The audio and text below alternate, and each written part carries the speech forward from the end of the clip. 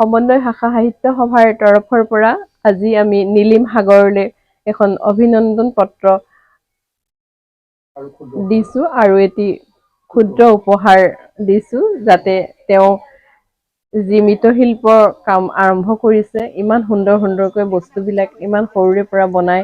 আজি এয়া গণেশৰ মূৰ্তি সৰস্বতীৰ মূৰ্তি ঢোল পেঁপা গগনা জাপি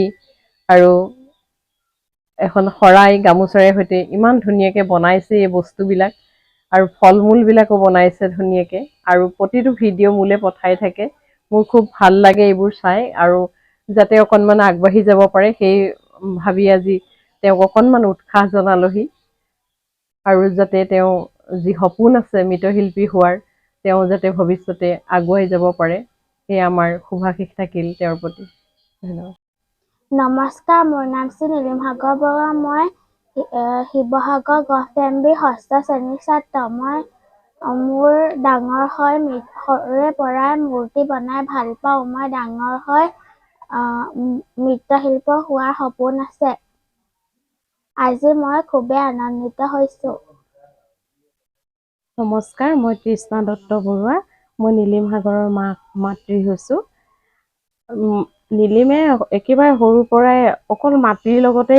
মানে কিবা কিবি পুতলা মূৰ্তি বনাই খুবেই ভাল পায় ইয়াক মই ক'তো বৰ্তমানলৈকে শিকিবলৈও মানে দিয়া নাই প্ৰশিক্ষণ ক'তো লোৱাও নাই ই নিজৰ আইডিয়া মতে এইবিলাক সৰু সুৰা বস্তু কিবা কিবি বনাই থাকে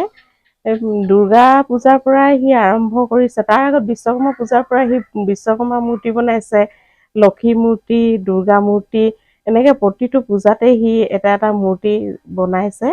আৰু সৰস্বতী পূজাত এইবাৰ সি নিজৰ স্কুলত এটি সৰস্বতী মূৰ্তি নিজৰ হাতেৰে বনাই পেলাই স্কুলত দিলে আৰু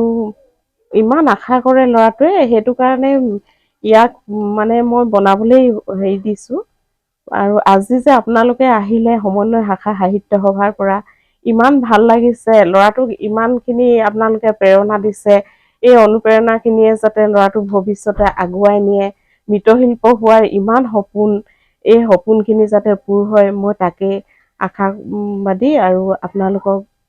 মোৰ ফালৰ পৰা আমাৰ ঘৰৰ সকলোৰে ফালৰ পৰা ধন্যবাদ দিছোঁ